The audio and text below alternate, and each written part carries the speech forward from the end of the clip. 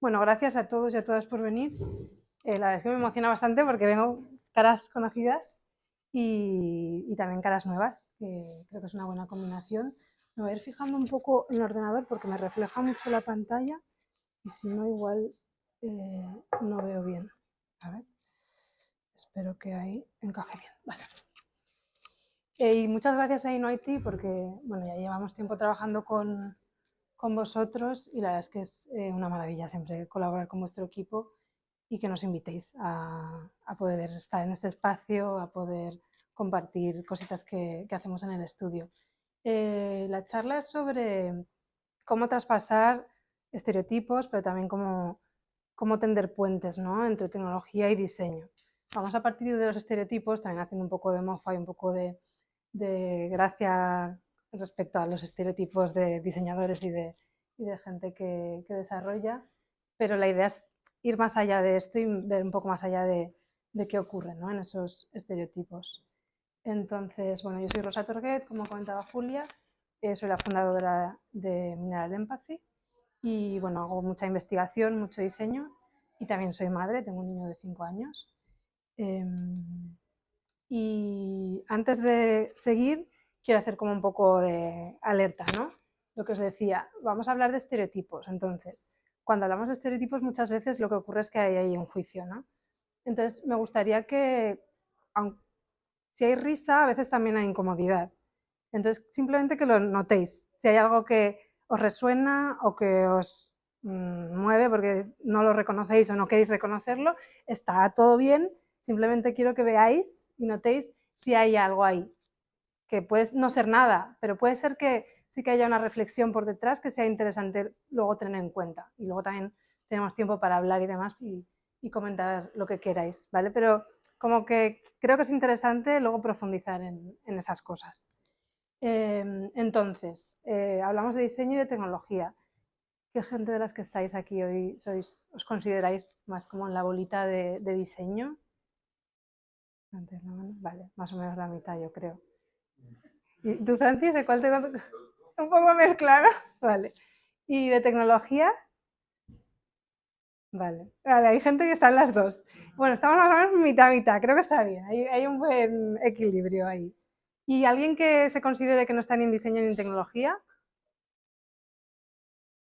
Ahí. Bueno, pero hay gente que investiga que también está, de alguna manera está en tecnología también, ¿eh? Vale. Entonces, vamos a intentar entrar un poco en qué caracteriza a la gente de diseño, para empezar, ¿vale? ¿Os ocurre así alguna palabra de primeras, algo que creáis que es el estereotipo de diseñador o diseñadora? Así de repente, alguien que se atreva. ¿Cómo? ¿Creativo? Vale. Sí, claro. Vale. ¿Más cosas? ¿Cómo? Ego, vale. Gafas de pasta. ¡Ay, Dios! Yo estoy cumpliendo el estereotipo. Vale, gafas de pasta, ¿qué más? Pintapantallas, vale. Pintapantallas, ay, Dios, eso es muy doloroso, ¿verdad? Sí, píntame eso, colorines, colorinchis, también a veces se dice. ¿Qué más cosas? Sensible, extrovertido, vale. Ahí nos centra un poco más, ¿no? Es como, bueno, al igual sí, igual eso sí que nos gusta un poco más. Vale. A ver, yo creo que hay una parte de, no sé, si estaréis de acuerdo, que en la eterna búsqueda del perfeccionismo, ¿no? En los diseñadores, muy a menudo, ¿no? Y eso quizá nos lleve un poco al estereotipo cuando nos relacionamos con otras disciplinas, como en este caso estamos hablando de gente de tecnología, ¿no? Entonces yo no sé si os resuena esa idea de esto no lo diseña así, ¿no? Que a veces nos vemos los diseñadores en esa, a veces yo en el equipo, a veces he dicho estas cosas y lo reconozco, ¿vale? En plan, te vienen con el resultado de lo que tú diseñaste, que ahora ya está desarrollado y está ahí fuera, ¿no? Y tú dices, esto no estaba diseñado así, ¿qué ha pasado aquí, no? Como si esperásemos que las ideas llegasen al mundo exactamente como nosotros las imaginábamos, ¿no? Sin pensar que tiene todo un proceso de transformación, ¿no? Hasta que llega a ser y a utilizarse, ¿no? Pero nosotros nos quedamos como con esa espinita de, eso yo no lo hice de esa manera, esos colores que yo últimamente lo he dicho en un proyecto, esa no es la paleta de color que yo definí para esto, pero bueno. Entonces yo creo que ahí sí que hay como una parte de, sí, de ego, ¿no? Que decía Erika. Luego, hay mucha gente que siente que los diseñadores son muy arrogantes, como que ahí hay una parte de, sí, de arrogancia, ¿no? Entonces también para poner el ejemplo típico de esa idea fue mía, que es un poco contradictorio con lo anterior, ¿no? Pero cuando algo sí está bien ejecutado, entonces sí, esa idea fue mía. Ahí, en ese proceso de trabajo, yo, la esencia de lo que ahora ves tú ahí, de esa solución, en realidad la puse yo sobre la mesa. Eso fui yo, ¿no? Es como la marquita de, esto lo hice yo, que nos caracteriza a veces también un poco. La marquita de ego, de, esto fui yo, ¿no? Y este proyecto sí lo pongo en mi portfolio, ¿no? Así me representa. Si no, no. Y luego hay otra, vamos a hablar 3 y 3, 3 de diseñadores y 3 de desarrolladores o de gente de tecnología. El hermetismo, yo creo que también es algo muy, no sé si estáis de acuerdo, luego también podemos ir comentando. Yo creo que también es muy de diseñadores el ser un poco opacos a veces con nuestros procesos de trabajo, no saber explicar exactamente cómo es eso que hacemos, ¿no? A mí a veces hay clientes que me llaman que me dicen, haz tu magia. Pero mi magia es, me dicen, haz entrevistas y luego haz tu magia. Y es como, no tienes ni idea de lo que hago, pero yo sé que el resultado final te gusta, ¿no? Y es como que con el hermetismo también me refiero a que nos cuesta a veces ser como muy específicos en cuándo algo va a estar listo, qué tiempo me va a llevar algo, ¿no? Entonces, cuando te dicen, bueno, ¿cuánto tiempo te va a llevar tirar esas pantallas, ¿no? Un poco al hilo de lo que tú decías. ¿Cuánto tiempo necesitas para hacer esta funcionalidad, ¿no? Y entonces como, no sé, ¿no? Entramos como en ese... Yo veo que la gente de desarrollo está como muy acostumbrada a decir, bueno, esto se han ido acostumbrando, ¿no? A decir, ¿cuánto tiempo nos lleva esto? Más o menos, ¿no? Hacer cálculos de, bueno, necesitamos una semana o cuánto peso tiene esto en este sprint, ¿no? Pero a nosotros nos sigue costando en diseño decir, pues oye, necesito 3 días, 5.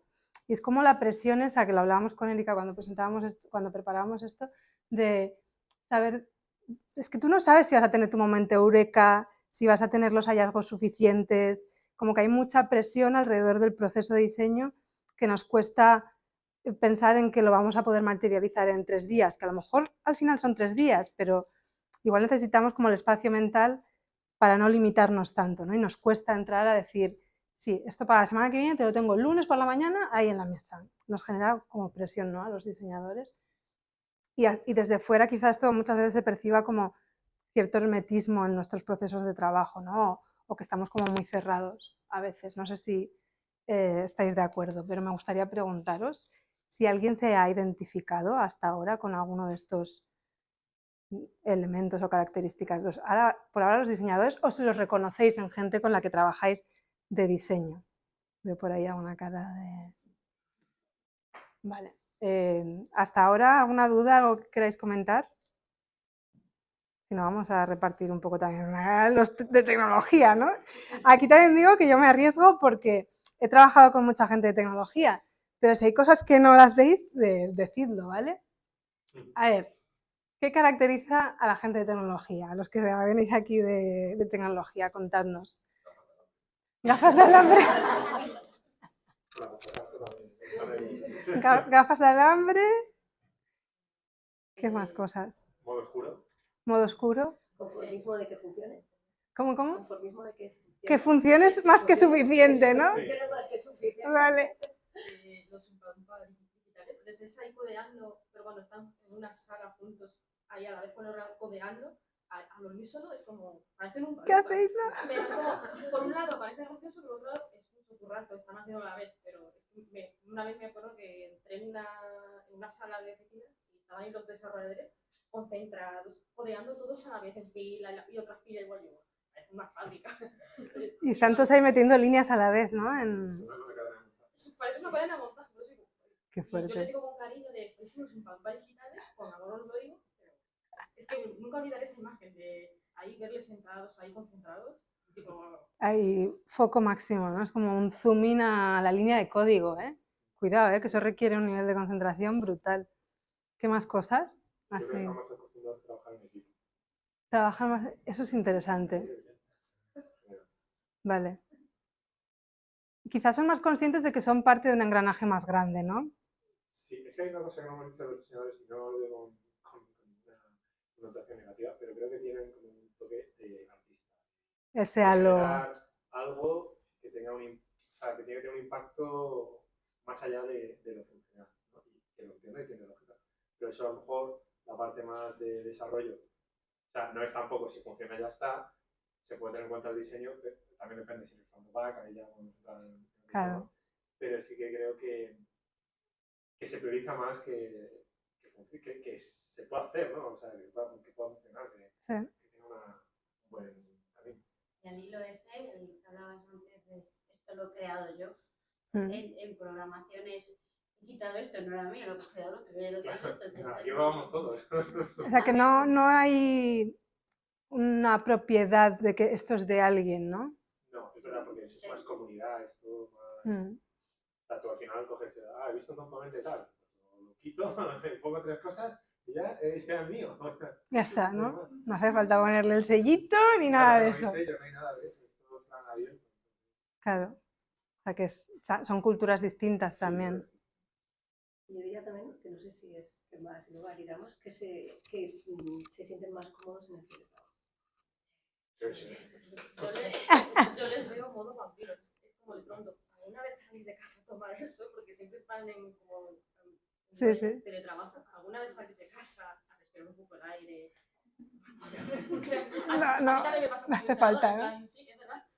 Creo que compartimos algo del vampirismo. En plan, no queremos salir de casa. Nos quedamos con la pantalla ahí a tope, pero también es un poco... Vale. Creo que nos unifica también a ambos. Vale, o sea que ya hemos pintado, ya hemos hecho un par de trajes ahí buenos. Entonces, no sé si estáis de acuerdo, pero yo lo que he percibido a menudo es como cierta rigidez. Vamos a poner un ejemplo, ¿vale? Porque creo que se han quedado así como pensantes. Cierta rigidez percibida desde el punto de vista de los diseñadores colaborando con gente de tecnología, ¿vale? Para hacer esto necesito las user stories de cada elemento de la interfaz. ¿A cuánta gente le ha pasado esto? A mí me ha pasado y he sufrido mucho. A lo mejor me ha pasado... Vale, gracias, Marina. Es que los procesos de desarrollo y de diseño son tan distintos que hay un punto ahí de choque, ¿no? Entonces yo me acuerdo cuando estuve en Accenture y empecé a diseñar todo digital, llegaba un punto en el que después de haber tenido un proceso de diseño tenías que trasladar a la gente de desarrollo lo que había que hacer, ¿no? Y si no había habido colaboración antes, era muy difícil. Y te decían literalmente esto. O sea, yo me he pasado tardes trasladando diseños a un Excel para que los tuvieran en cuenta en los sprints de desarrollo. Es que vos, si me preguntas, o sea, en relación a lo anterior que has dicho también del hermetismo, mi sensación es que en la parte de diseño, como hay como el mundo está más, digamos, liderado por ingenieros e ingenieras, ¿no? O como con esa otra forma de pensar un poco más cuadriculada, el mundo y los procesos de diseño se entienden menos y, por ejemplo, esto que acabamos de hablar ahora, es que es un trabajo en sí mismo. O sea, no es algo que tiene que hacer la persona que lo ha diseñado, sino luego un trabajo de otra persona, ¿no? Entonces, que es la que tiene que hacer ese traslado. ¿Qué pasa?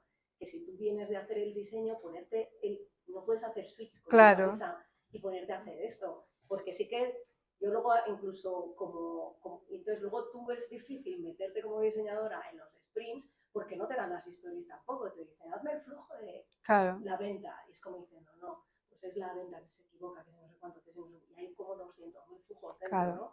Y como que al final no se acaba de entender del todo los procesos, ¿no? Que decían las compañeras también, ¿no? De pintapantallas, no sé qué, ¿no? Que cargan sobre ti un montón de curro, ¿sabes? Y luego no te sale hacer eso, porque eso es otro trabajo, o sea, es otro diferente, ¿no? No sé, yo veo un poco... Sí, o al menos una mentalidad distinta, ¿no? En el proceso. O sea, a ti te dejan un par de días de descanso y solo al día de la semana siguiente tienes que hacer solo eso, te pones y lo haces. Claro. Pero tienes que andar, estás como haciendo las correcciones de los diseños que habías hecho, pero ya han arrancado los de desarrollo, Claro. y entonces tienes que, ahí es donde yo creo que hace Claro. como el catacroker ahí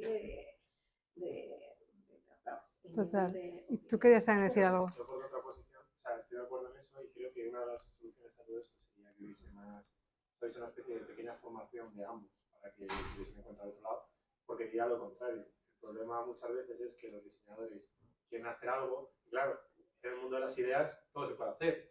Pero claro, traerlo a código es como, a veces es como, vamos a ver, Claro, chico, es que sí que el hacer esto traslado no sería es... imposible ahora mismo con lo que tenemos. Entonces, Claro. yo creo que es ahí donde falla. Y es verdad que no es lo mismo, evidentemente, los front, que tienen algo más, o sea, tienen más relación con el diseño y sí que saben algunas cosas, trabajan un poco con Figma que en backend. Estás hablando de otro idioma completamente, no saben ni un CSS. Entonces, yo creo que ahí falla eso, que sí que creo que en general estaría muy bien que aunque tú no hagas ese trabajo, hubiese una cierta formación en el equipo que englobase a todos, que todos sepan unas bases. ¿Sabes cómo se llama esa formación? Trabajo en la oficina. Claro, lo que no queremos hacer, ¿no? Bueno, Es sí, eso. también. A Es veces. eso del, oye, Tara, es que eso lo haces. Ah, vale, vale. Y tú ya te quedas con la Claro. bola Se y puede la- hacer online, de hecho, como decías online. Sí que lo del remoto hay sentimientos encontrados, pero si tú quieres Pero tener bueno, un eso es, tipo de... esa es otra charla. Claro, por eso digo, pero que se pueden hacer las cosas. Sí. O sea, que no creo que sea... O sea, sí es verdad que en una oficina, desde luego, se puede, sin duda, compaginar más, etc. Sí que es verdad, yo creo que es eso, un punto de encuentro entre ambos departamentos. Vale, Eso es otra charla. pues seguimos al siguiente punto. A ver, que se me ha ido esto. Bueno, para hacer esto necesito... Esto ya lo hemos... Luego, perdonadme por el término, ¿vale? Pero es que necesitábamos traerlo y decirlo aquí abiertamente, así en confianza, entre nosotros. Es que, vale, sí, no voy a mencionar el término. Pero la cita que traigo es, hemos desarrollado lo que estaba planteado en el diseño, ¿vale? Y esto a los diseñadores nos ha pasado así, ¿no? Que es como, y cuando ves, dices, ¿te acuerdas de AliExpress, no? Y dices, sí, así lo encargué y así me llegó, ¿no? Pues lo mismo. Y entonces, pues de nuevo, ¿no? Esas rigideces de que no hablamos en los mismos idiomas y nos cuesta encontrar maneras de tender esos puentes entre unos procesos y otros, ¿no? Y que tenga sentido para todos, que sea constructivo. Y luego la complejidad, ¿no? O sea, ya lo hemos hablado, ¿no? O sea, son maneras de pensar muy distintas, la creatividad es una cosa, aunque en diseño también hay muchas más cosas además de creatividad, también hay cosas que son muy lógicas, pero de otra manera, o sea, no está, claramente no estamos echando líneas de código y haciendo, son cosas muy distintas, ¿no? Entonces, la cita aquí para mí es como cuando un desarrollador te dice, vale, eso hay que hacer clic aquí, ir allá, expandir esto, y ahí ya lo tienes, lo que tú decías antes. ¿Funciona? Está muy claro, ¿no? Lo hemos conseguido, ¿vale? Ahora lo que hay que conseguir es que la gente lo entienda, ¿vale?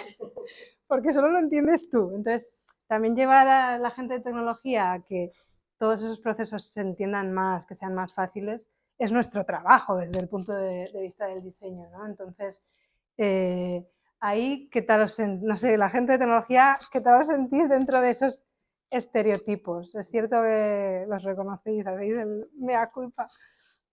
A ver, que no es mea culpa, porque al final, detrás de cada uno de esas características, hay también algo muy intrínseco a esas maneras de pensar, que lo podemos ver como súper negativo, pero también podemos darle la vuelta y verlo como algo que aporta a cada disciplina, ¿no? Y el punto es cómo hacemos para entendernos y que esto no sea un lío de ¡dame las user stories! Pero yo creo que hay una cosa que ha cambiado mucho, que es que antes había un perfil muy claro, ¿no? Porque venía de la carrera. Pero ahora, con toda la reinvención, con tanta gente reinventada, yo estudio historia. Entonces, al final hay muchos perfiles de mucha gente dentro del desarrollo ahora mismo que han aportado otro tipo de perfil, y eso es muy bueno, que yo creo que es súper positivo y constructivo. Es muy guay, y abre mucho a que a lo mejor no sean tan ni los otros, ni diseño. O sea, creo que ha habido mucho, se ha convertido en una cosa muy variable, ¿no? No hay una cosa tan rígida. Sí, eso trae, yo creo que eso trae un montón de riqueza a los procesos. En diseño también nos pasa, porque hay un montón cada vez hay como más disciplinas, porque claro, abordamos un montón de cosas y está guay que te encuentras gente muy diversa que hace falta eso. Al final los equipos tienen que ser súper diversos porque nos enfrentamos también a cosas muy complejas, a retos que son muy, muy difíciles de resolver.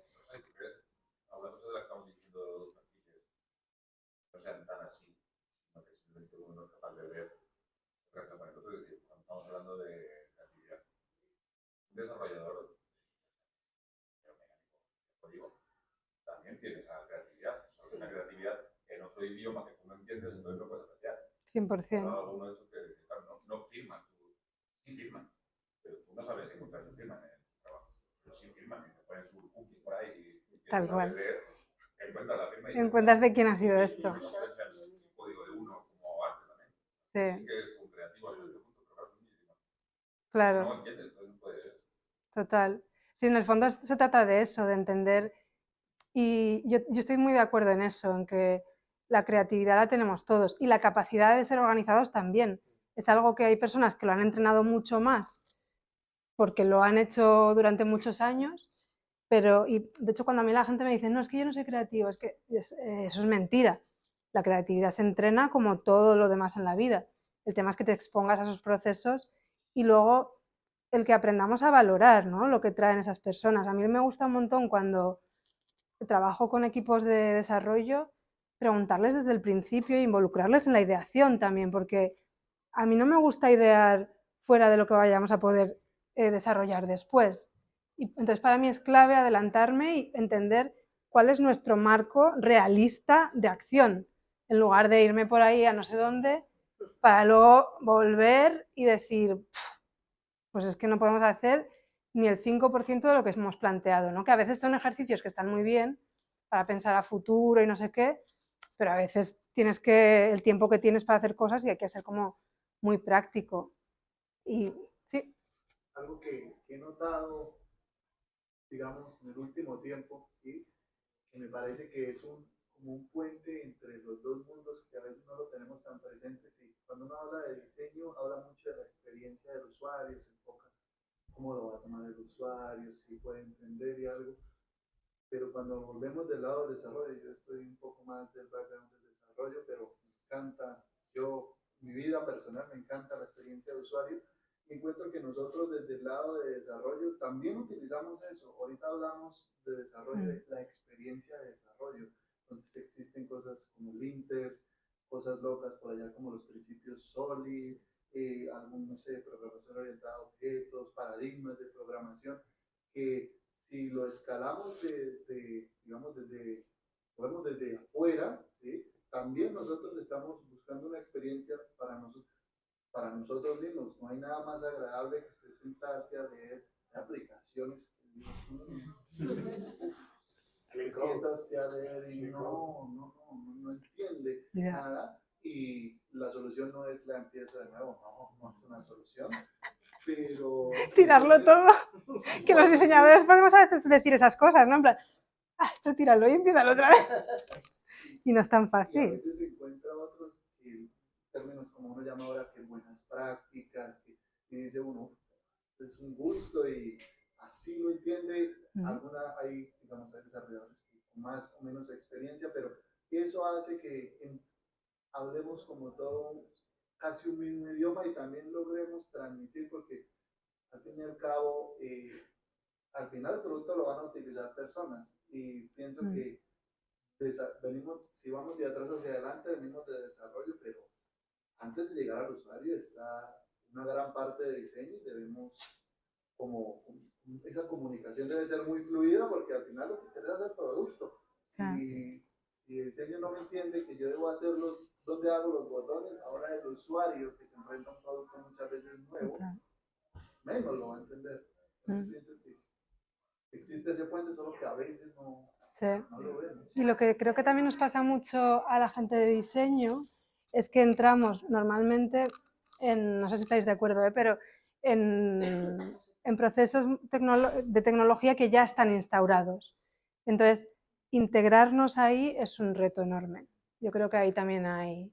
Vamos a seguir un poco el hilo y vamos a tratar también ese tema, porque a mí lo que me interesa es lo que ya estamos haciendo, ¿no? Llegar a un nivel de reflexión en el que desmantelamos el estereotipo y entendemos que nadie es el estereotipo en sí mismo, ¿no? En realidad, el estereotipo es una idea. Lo interesante es movernos más allá de eso, ¿no? Porque cuando nos quedamos en esos estereotipos, ¿qué ocurre? Pues al final generamos un montón de distancia, ¿no? Ponemos también etiquetas a las personas, ¿no? Es como, sí, este es el loqui creativo que viene con camisas de flores, ¿no? Y que pone post-its en las paredes. Y no sale nada de los talleres que hace, ¿no? Ese tipo de cosas que no nos ayudan realmente a entender, ¿vale? ¿Cuál es el valor que hay detrás de esto? Y cómo podemos hacer que sea más útil. Si vemos que no hay una utilidad es porque se desconecta a lo mejor de lo que estamos haciendo nosotros, ¿no? Entonces, ¿cómo hacemos que eso encaje un poquito mejor, ¿no? Y luego también lo que ocurre es que como que estamos generando de alguna manera una expectativa, ¿no? De esta diseñadora o este diseñador se va a comportar de esta manera, ¿no? En plan, nos va a pintar 3 pantallas y nos va a dejar colgados. O el desarrollador nos va a traer esto pintado o hecho un asco y ya. En lugar de decir, bueno, pues es que a lo mejor el equipo de desarrollo necesita un acompañamiento para que las cosas queden como las queremos, ¿no? Y al revés, ¿no? Y a lo mejor los diseñadores necesitan a esa persona de tecnología echando un ojo a ese proceso de diseño y colaborando muy de cerca para que tenga sentido lo que proponen y que no vengan con una idea de olla increíble. Entonces, aquí lo que vemos es que también para traspasar el estereotipo es como súper importante ser muy conscientes de con qué mentalidad estoy percibiendo a las personas con las que trabajo, ¿no? Estoy encasillándolas en esos estereotipos y haciendo que se queden de alguna manera en el estereotipo para mí, como generar la posibilidad dentro de mi mente de que hay otras formas de colaborar, no tiene por qué ser hasta aquí, podemos encontrar la manera de hacer que esto funcione para todos, ¿no? y que no nos condicione como tal el estereotipo, que a veces es una cuestión, una idea mental, ¿no? De cómo creemos que se va a comportar una persona por tener esa etiqueta que le hemos dado, ¿no? De diseñador o desarrolladora o lo que sea. Entonces, bueno, hasta aquí, ¿algo más que queráis comentar? No sé qué tal vamos de tiempo. Has hablado antes de complejidad, honestamente creo que el diseño también y un diseñador también puede tener complejidad. Sí. Y como algo positivo, o sea, Total. que por ejemplo hacer un prototipo no me parece una cosa muy compleja. No, es muy complejo, sí. Y de hecho estaba pensando, es que me cuesta pensar ahora mismo en estereotipos, o sea, sí, podemos hacer la broma, pero con otros estereotipos, que me cuesta pensar en sí mismo si me enfrento a un ambiente laboral de esos estereotipos porque pensaría más en culturas. O sea, estereotipos es algo que evidentemente no existe y te lo creas en la cabeza. La cultura sí, yo creo que sí hay una cultura en la que las personas de diseño pues, tienen en general una forma de ver las cosas y la gente de desarrollo otra. Eso no significa que siempre sea así ni que haya que ser, o sea, que esté en la mente abierta.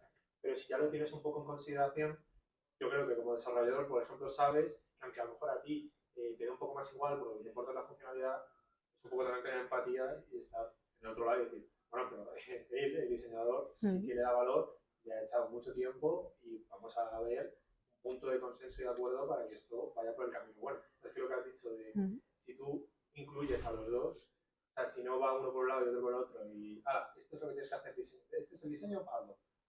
No, aquí partícipe y seguramente además va a ser mucho más, va a generar una sinergia muy, muy positiva y de cara al producto. Sí.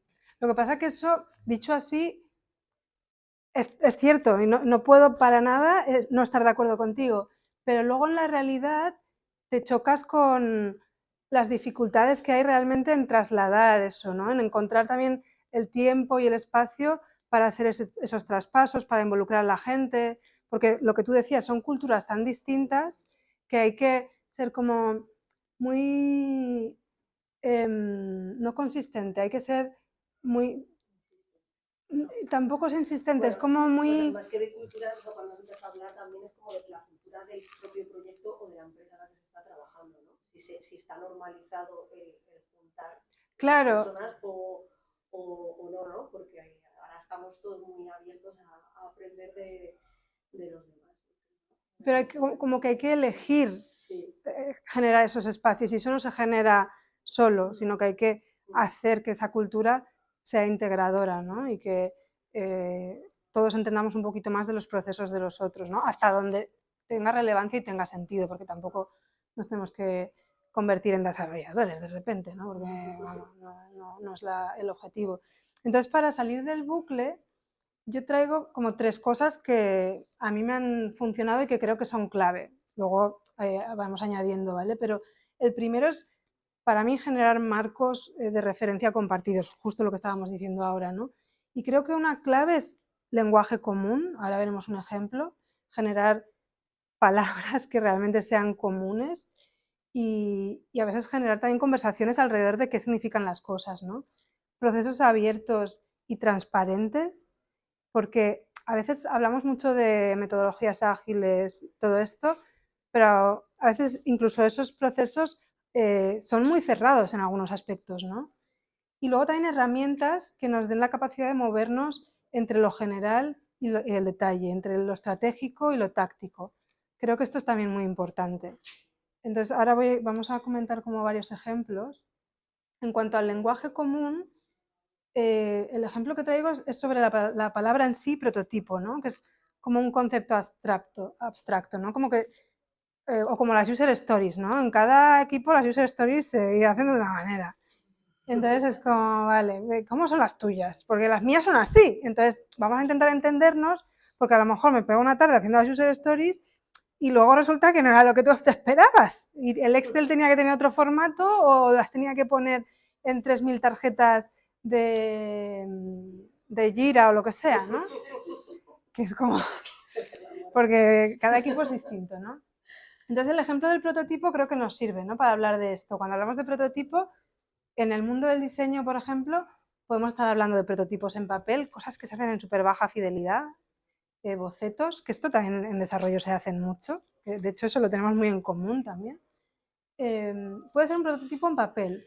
Cuando hablamos de prototipo podemos estar hablando de un wireframe, de una cosa súper básica, con cajitas, que nos ayuda a empezar a determinar un poco más la estructura, la arquitectura, pero que todavía estamos a nivel casi abstracto, llegando al nivel de detalle que sea necesario en ese momento. Pero también puede ser un mock-up de alta fidelidad. Un prototipo también puede ser eso, ¿no? Entonces, ¿de qué estamos hablando cuando hablamos de prototipo? Y si hablamos ya de a lo mejor lo que esperaría alguien más de desarrollo, pues a lo mejor un prototipo ya es algo funcional, que está con todas las tripas por detrás funcionando, ¿no? Y todos los on-off, todos los ceros y unos ahí bien alineados. Entonces, necesitamos generar una expectativa alineada de qué queremos decir que vamos a hacer y qué vamos a hacer, ¿no? Y a qué nivel de fidelidad queremos llegar con esto. Y esto con el ejemplo del prototipo, pero con cualquier cosa nos puede funcionar, ¿no? Con cualquier otro aspecto del proceso en el que haya que tener colaboración entre disciplinas. A ver. Ahí volvió. En cuanto a los procesos abiertos y transparentes, espera, creo que me he saltado una, ¿puede ser? Ah, no. En cuanto a los procesos abiertos y transparentes, yo creo que lo que os decía antes, ¿no? Lo que nos pasa muchas veces a los equipos de diseño es que entramos a equipos que están trabajando en Scrum, Agile y todo esto, y es como, venga, entrar, ¿no? Y es muy doloroso esto porque entonces no tienes espacio para pensar, ¿no? Y muchas veces el desarrollo va por delante de lo que se puede diseñar. Entonces yo creo que aquí lo que sirve es hacer pues, las planificaciones que se hacen en desarrollo, pero ahí realmente integrar a otros equipos, no solo a los desarrolladores. Y hacerlas, obviamente que luego los equipos de desarrollo necesitarán sus planificaciones más detalladas o lo que sea aparte, pero tener cada tanto esos espacios de enterarnos qué está haciendo el equipo de desarrollo, qué está haciendo el equipo de diseño e idealmente otros equipos también de negocio, de marketing, de lo que sea relevante para ese proyecto en concreto, porque nos da visibilidad de lo que están haciendo otros equipos y de cómo lo que mi equipo hace es relevante para otro y en qué momento voy a necesitar yo input de algo que está haciendo alguien y al revés, ¿no? ¿Dónde es importante mi input en los procesos de otros equipos? Para daros un ejemplo, esto es, vale, una tontería, pero simplemente para mostrar el ejemplo. Con un proyecto que hicimos con la Royal Society of Arts de Reino Unido, que es como una red de fellows que los llaman a nivel mundial, involucrada en temas de hoy en día de sostenibilidad y demás, es como muy reconocida. Trabajamos el tema de que se digitalicen, porque llevan varios siglos, entonces hay aspectos en los que estaban muy poco digitalizados, y aquí estábamos en un proceso beta de integrar una plataforma como una comunidad digital, con una plataforma de estas que ya existen, y simplemente era como integrarla en sus procesos, y luego rediseñamos también su parte interna de los miembros de su comunidad, que son los fellows, pues como la intranet para los fellows, ¿vale? Y como era un proyecto en fase beta, era como que íbamos muy rápido a diseñar cosas para probarlas y irlas integrando, ¿no? Aquí lo que hacíamos era planificar, pero con equipos incluyendo un montón de gente de tecnología, pero gente también de marketing, gente que gestiona toda la entrada, pues todo el journey de los fellows completo, ¿no? De cómo les dan la bienvenida al principio, etcétera. Porque ahí era muy importante empezar a alinear gente, y muchas veces lo que ocurre es que dentro de la organización con la que trabajas hay muchos silos, ¿no? Entonces, el reunir a todos y empezar a hacer estas planificaciones, aunque sean muy macro, pero empezar a ver qué va a hacer falta durante todo el proceso de la beta para que salga adelante todo, a mí me parecía muy importante. Y luego teníamos, bueno, esto es como un mapeo del beta, pero luego teníamos como unos miros gigantescos con un montón de líneas de todos los equipos involucrados.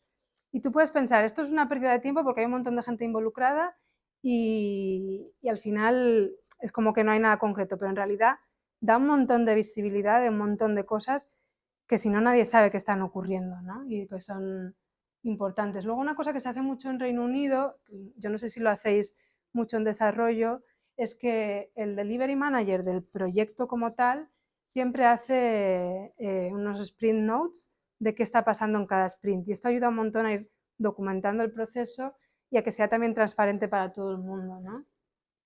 Otra cosa que creo que es interesante es, nosotros en Accenture como que teníamos que idear un poco cómo hacíamos para entregar a desarrollo lo que necesitaba, pero comprar como el espacio que necesitábamos para diseñar, ¿no? Y lo que hacíamos a veces era plantear que desarrollo iba tirando y nosotros nos íbamos centrando en, vale, vamos a rediseñar esta funcionalidad en varios sprints en paralelo y cuando la tengamos lista os la entregamos, ¿no? Pero nosotros sabemos que vosotros vais a vuestro rollo y cuando podamos os vamos informando y os involucramos, pero necesitábamos también comprarnos como nuestro espacio de libertad para funcionar a nuestra manera, porque forzar al diseño a trabajar en esos procesos a veces es muy duro para el diseño porque necesitamos parar, pensar y organizar cosas, ¿no? Y luego este equilibrio entre los espacios de eso, foco de trabajo, a lo mejor dentro de los equipos de diseño, y tiempos de colaboración para involucrar a todo el mundo, como encontrar esos equilibrios y a lo mejor esos roles que, lo que tú decías antes, ¿no? Que a lo mejor no es el mismo rol el que está haciendo la interfaz y el que hace las user stories, ¿no? Y identificar cuáles son esos perfiles. Por ejemplo, a veces los diseñadores de servicios son más los que terminan haciendo las user stories, porque a lo mejor son los que tienen una vista como más amplia de todo el proceso completo, ¿no? Entonces, como encontrando cuál es la persona del equipo adecuada para estar haciendo esos traspasos, esos puntos de contacto entre todos, el visibilizar para todos qué está haciendo cada uno, como dar esos espacios, ¿no?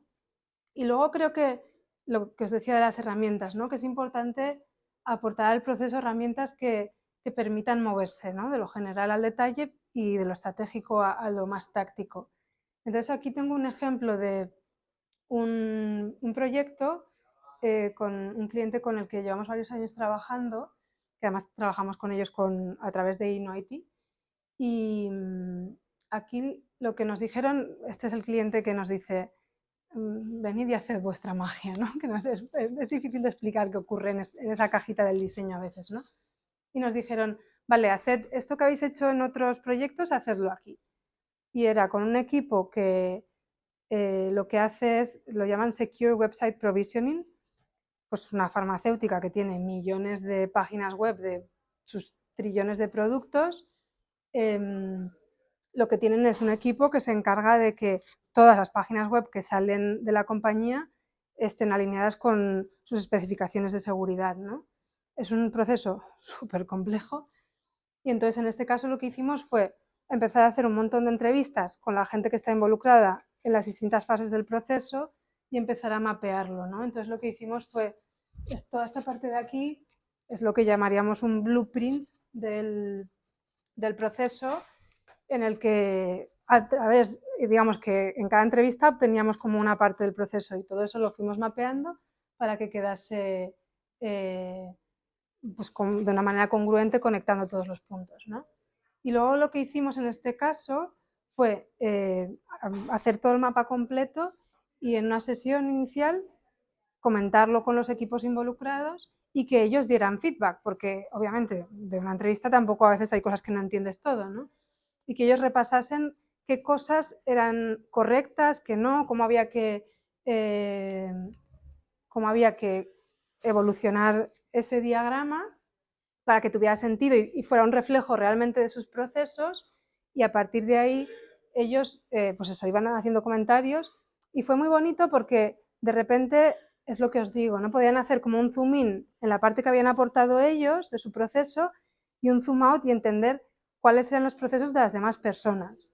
Y tener esas conversaciones con todo el equipo era brutal porque es como que puedes ver, vale, cuál es la pieza del puzzle que es mi parte y cuáles son las otras piezas, ¿no? Y cómo me tienen que nutrir a mí para que yo pueda hacer lo mío y cómo mi output va a otro lado que conecta con otros procesos, ¿no? Es como muy complejo, pero hablándolo con los equipos que conocen esto, a ellos les aporta un montón de visibilidad de, vale, ¿dónde estoy yo, ¿no? Aquí. Y luego ya en otra sesión aparte, lo que hicimos fue identificar un montón de oportunidades que salían de mejoras que se podían hacer en esos procesos y luego ir viendo juntos, priorizar, ¿vale? ¿Qué ideas han salido de aquí? ¿Dónde podemos mejorar? Y ir tomando decisiones en conjunto, ¿no? Entonces, igual son sesiones, en realidad en total, a lo mejor eran 2 horas y 2 horas, o no me acuerdo exactamente, pero son súper útiles para tomar una decisión y un consenso que luego te ayuda a moverte más rápido, ¿no? Y a lo mejor ya luego con menos sesiones o más asiduas puedes conseguir que todo el mundo se ponga en marcha más rápido porque están alineados en dónde podemos mejorar cosas, ¿no? Entonces, en ese sentido, también desde el diseño de servicios hay como muchas herramientas, los típicos journeys, los blueprints ya con todos los procesos internos, hay como muchas cosas que nos ayudan a tener esos espacios y esas conversaciones que hacen falta para alinear. Luego, aquí me flipa un poco en cuanto a la metáfora que quiero traer, ¿vale? Pero creo que es muy importante también colaborar desde la reciprocidad, ¿vale? Y ahora me voy a explicar a qué me refiero. Me estoy leyendo un libro que se llama Una trenza de hierba sagrada, que habla de los rizomas, que son, ¿alguien sabe lo que son los rizomas? Que son, a ver si lo explico bien, ¿vale? Son como redes de hongos que están en el suelo de los bosques y demás, que se conectan a las raíces de los árboles y lo que hacen es aportan minerales a los árboles, que los absorben del suelo, aportan los minerales a los árboles y lo que hacen es absorber carbohidratos de los árboles. Lo flipante de las rizomas para mí es que son capaces de transferir esos carbohidratos entre distintos árboles. Es decir, hay a lo mejor árboles que tienen muchos carbohidratos y otros que tienen menos, y las rizomas son tan inteligentes de repartir, donde falta reparten más y donde hay mucho lo distribuyen, ¿no? Entonces, me parece como súper inspirador pensar en cómo la naturaleza es tan sabia y tan equilibrada, ¿no? En el sentido de ser capaz de hacer todo eso de forma tan intuitiva, ¿no? Sin pensarlo. Nosotros tenemos que pensar un poco más para hacer eso, pero es brutal y me encanta la cita que la voy a leer, ¿vale? Dice la autora, tejen una red de reciprocidades de dar y recibir. Conectados por los hongos, el conjunto de los árboles actúa entonces como uno solo, la unidad para la supervivencia, el florecimiento mutuo, suelo, hongos, árbol, ardilla, todos se benefician de la reciprocidad. es como tan bonito verlo así, ¿no? Y si nos pensamos como árboles, ¿no? Y si somos más capaces de generar esa comunicación entre disciplinas, ¿no? Y de entender qué necesita el otro, qué necesito yo, ¿no? Para que esto funcione, cuántos carbohidratos tengo yo para darte o qué minerales hay que intercambiar aquí, ¿no? Para que esto funcione. Y la última de todas que quiero comentar es la activación de la empatía, obviamente entre equipos, pero aquí en concreto quiero hablar de la empatía con las personas que usan los servicios. Y creo que aquí en diseño hay algo muy importante que podemos hacer, no solo en diseño, sino también todas las disciplinas que se dedican más a la parte de investigación, de las ciencias sociales y demás, que a veces también los diseñadores nos adueñamos un poco de otras lo que hacen otras disciplinas que lo hacen muy bien, ¿no? Gente de psicología, de antropología y demás. Entonces aquí quiero hablaros de la importancia también de traerse a los equipos de tecnología cuando hacemos investigación, invitarles a que estén, a que observen las entrevistas, los testeos que se hacen. Creo que es clave para que hagan clics, los mismos clics que hacemos los diseñadores y la gente que hace investigación cuando investigamos y tenemos ese tipo de entrevistas y esos espacios para hablar con la gente que usa los servicios, esos mismos clics los tiene que hacer la gente de tecnología para entender lo importante que es estar en esas conversaciones y entender los mapas mentales de la gente que va a usar la solución final que estás desarrollando o diseñando, ¿no? Entonces, para mí es como un principio que siempre que puedo yo lo aplico en todos los proyectos porque nunca me ha traído algo negativo invitar a alguien de desarrollo de tecnología a una entrevista o a un testeo, al contrario. Hay unos momentos, que luego son un insumo para el proyecto, se convierten en algo que genera conocimiento como muy tácito de lo que dijo aquella persona cuando estuvimos y que se convierte en la capacidad esa de recordar, sí, es que no, tomamos esta decisión de diseño porque las personas no entendían esto, ¿no? Cuando hicimos el testeo.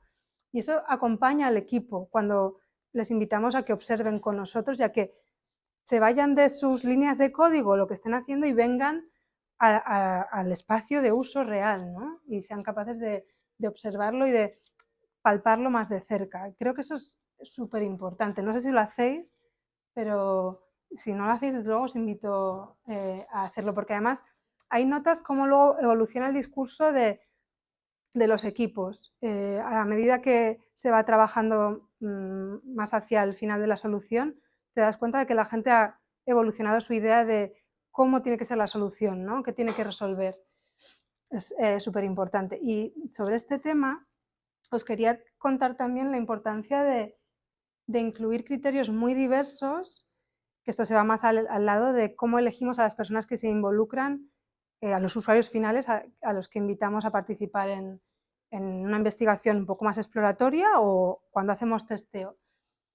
Y lo quiero mencionar con dos ejemplos muy concretos. Uno de un proyecto con la Open University, que es como la universidad a distancia de allí de Reino Unido, pero como la UNED de aquí de España, en el que esto fue muy bonito porque además el cliente fue el que pidió precisamente trabajar con estudiantes, ¿cómo lo llamaban? Estudiantes, lo llamaban como más desventajados, decían. De hecho, tuvimos todo un proceso para definir a qué se referían con estudiantes más desventajados.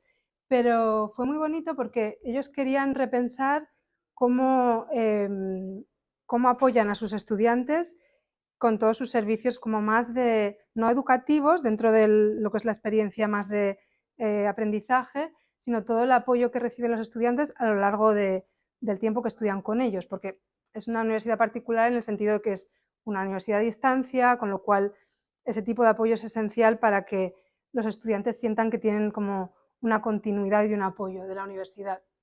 Entonces aquí nos pidieron lo que os decía, ¿no? Como queremos verlo desde el punto de vista de los estudiantes más desventajados, ¿no? Con menos ventajas.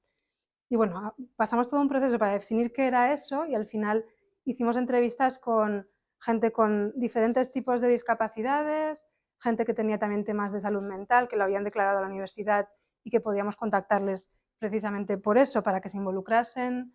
Había gente como muy diversa y fue brutal, porque de repente te das cuenta de que en concreto lo que le pasaba a la Open University era que sus procesos en general funcionaban bastante bien para la mayoría de la gente, y lo bonito de esto es que no estábamos investigando con la mayoría de la gente, estábamos investigando con gente que se sale de lo que llamamos el happy path, que es normalmente lo que se diseña mejor, ¿no?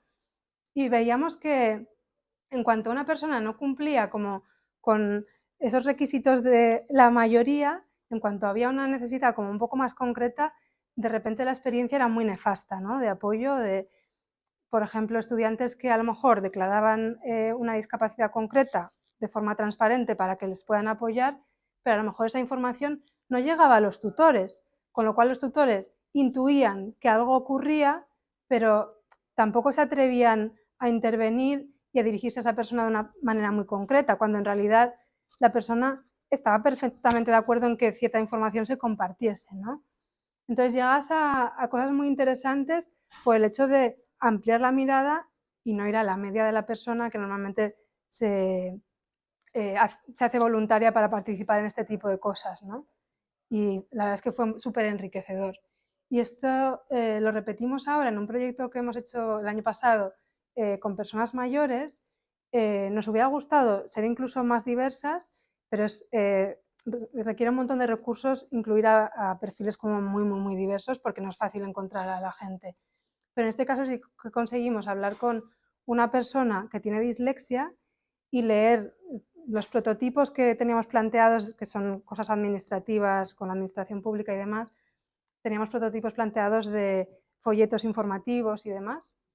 Y fue increíble el tener el punto de vista de otra persona, como una mirada muy diferente al mismo contenido, ¿no? Y si no vas específicamente a buscar ese punto de vista, nunca lo vas a tener, y probablemente todo lo que diseñes sea mucho menos inclusivo de lo que tú piensas que es. Entonces, en ese sentido, creo que es súper bonito integrar como esas miradas mucho más diversas e incluir también a los equipos de tecnología en que observen esto, porque una vez que has hablado con una persona que te cuenta algo como muy concreto de cómo enfrenta sus dificultades por la condición concreta que tiene, es que no hay vuelta atrás, es que una vez que tú has escuchado eso, no puedes no haberlo escuchado. Es tan sencillo como eso, la empatía humana es esto, es escuchar una historia y luego eso tú te lo vas a llevar a la línea de código si lo has escuchado, pero tienes que estar ahí, ¿no? Y te tienen que invitar a que seas parte. Y, ¿sí? ¿Cómo abordas el diseño? ¿Cómo diseñar fuera de ese no capital? Es decir, cuando tú estás diseñando para el 90% de los usuarios, claro, la funcionalidad no va a funcionar, pero sabes que estás excluyendo a ese 10% de Apple límites. Pero claro, ese 10% es mucho más disperso que el otro 90%. ¿Cómo parcelas eso y cuándo decides que incluyes o excluyes a ese grupo? Porque por ejemplo, hablado de discapacidad, o personas mayores. Las personas mayores igual es un saco mucho más abordable porque los problemas de una persona mayor van a ser más comunes dentro de ese grupo. Pero un grupo de discapacidad tan enorme que ¿cuándo decides que estos se quedan fuera y el ciego no va a ver? Ya. ¿Cómo pegas el tajo y dices esto no lo van a hacer nunca y no puedo ir a ver? Eso es súper difícil. De hecho, en este proyecto que os decía de la Open University nos hicimos muchas preguntas de ese tipo, ¿no? Porque a veces los más desventajados tiene que ver con el nivel de recursos que tienen, ¿no?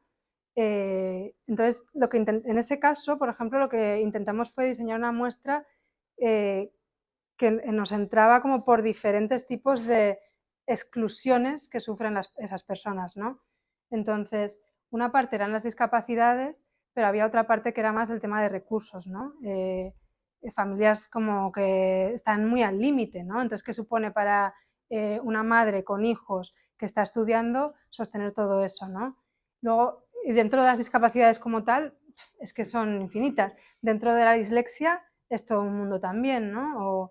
O las dificultades con el aprendizaje. Entonces, en este caso, intentamos tener como un variado, pero tú nunca sabes si realmente estás teniendo una visión suficientemente amplia. Es cierto que una vez que entras a hablar con personas que tienen una condición concreta, ya te están dando hallazgos como muy relevantes que te sirven para ciertos perfiles que estén dentro de eso, ¿vale? Pero es que es muy difícil saber si estás cubriendo todo.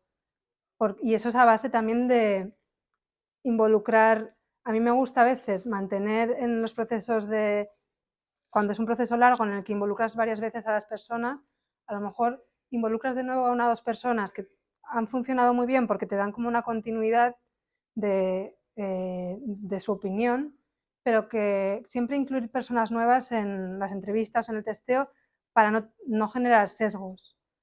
Pero no es nada fácil, vamos. Yo creo que es imposible, como tener en cuenta a todo el mundo, que hay que segmentar. Es muy difícil. No todo el mundo entra por los mismos canales y cada canal como principalmente para una persona, porque yo creo que abarca a todos. Pero luego también que luego muchos, ¿no? Que es un tema de debate también, ¿no? Cómo dejar incluso de hablar de inclusión, ¿no? Como realmente simplemente prestando atención haces que sea mejor para todo el mundo, que no precisamente por diseñar basándote en la experiencia, ¿no? De personas menos aventajadas, ¿no? Estás perjudicando la experiencia de la media, ¿no? Claro, o sea, se trata de hecho, por ejemplo, en el de la Open University fue muy interesante ver una mujer que no me acuerdo el tipo de discapacidad que tenía, pero a ella lo que le pasaba era que tenía picos en los que de repente tenía que estar en la cama varios días, ¿no? Entonces nos decía que para ella era muy útil el chatbot, que nos parecía una porquería el chatbot porque funcionaba fatal. A ella le parecía súper útil porque podía escribir una pregunta y no esperar a y ya sabía que en algún momento alguien le iba a responder y que lo miraría cuando ella pudiese, lo dejaba ahí abierto y pista. Entonces, ese tipo de cosas, si no hablas con alguien así, no las vas a escuchar jamás. Entonces es como, y el chatbot por ejemplo, lo tenían, era de nuevo, ¿no? Una organización que funciona por silos, había departamentos que lo tenían activado y otros que no.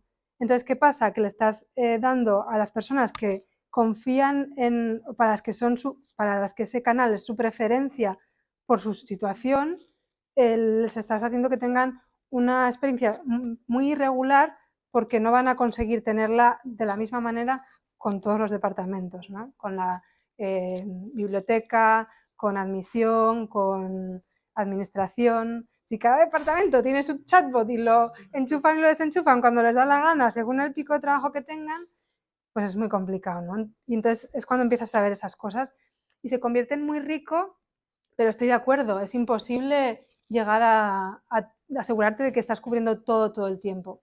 Pero que yo quiero aportar algo y es que, o sea, creo que hay un mínimo de sentido común que hay que aplicar siempre al diseño, que es que hay que ser lo más inclusivo que se pueda, aunque sea en el nivel más básico, porque eso va a beneficiar los productos y los servicios para todas las personas. O sea, a nadie le viene mal que una pantalla tenga suficiente contraste, ni claro, que la tipografía en vez de ser de 8 sea de 16. Exacto. Entonces es como un clic mental que uno hace de decir, oye, voy a poner un poco de conciencia en esto para que todo el mundo pueda leer. Sí, de hecho, en la administración esto obviamente no se aplica.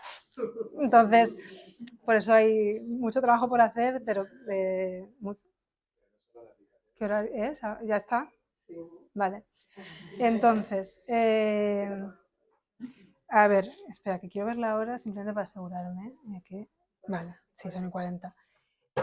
Bueno, ahora vamos a seguir. Me gusta porque hemos hablado ya un montón. Entonces, es que me hace ilusión pasar esta diapo, porque lo más importante de todo es, por favor, aprender a despegar post-its, ¿vale? Porque ahí sí que sacáis de quicio a cualquier diseñador que se precie con los post-its ahí todos despegaditos que se caen al suelo. Hay gente que no va a pillar esta broma, ¿eh? Pero no, todo bien, ¿eh? No, os queremos igual, no pasa nada. Y eso, sí que